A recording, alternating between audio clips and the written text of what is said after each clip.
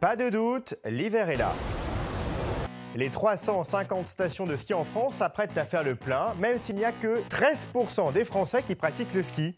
Il faut dire que ce loisir est cher, très cher. Je vous ai donc dégoté quelques astuces pour profiter des joies de la glisse sans trop se ruiner.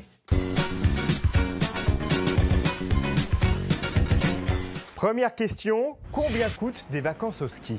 Avec la location des skis, le forfait, l'appartement, ouais, c'est un budget à peu près peut-être de 800 € par personne.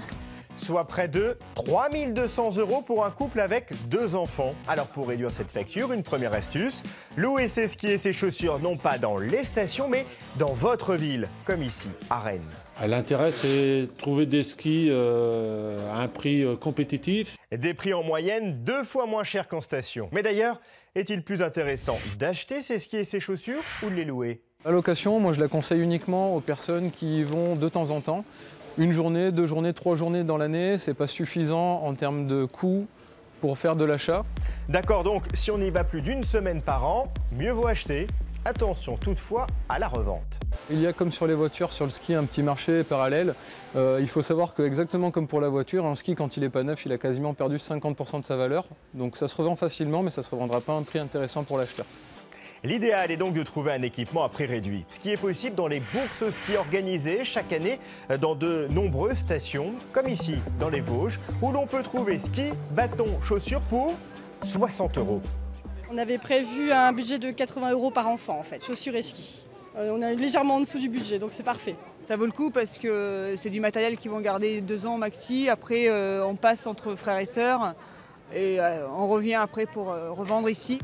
Une fois équipé, il faut se loger. Une idée alors, ne pas louer dans les stations, mais à proximité. Ses amis, par exemple, ont loué dans le fond d'une vallée à 25 minutes de téléphérique des premières pistes de ski et ils ont calculé le coût de leur séjour. Il est un peu moins de 400 €. Donc on va dire un peu dans les alentours de 350 € par personne. 350 € par personne, leur séjour est presque divisé par 2. Autre astuce qui rencontre un certain succès, le camping-car, une solution qui permet de s'offrir 1 semaine à la montagne, qui nous coûte pas très cher.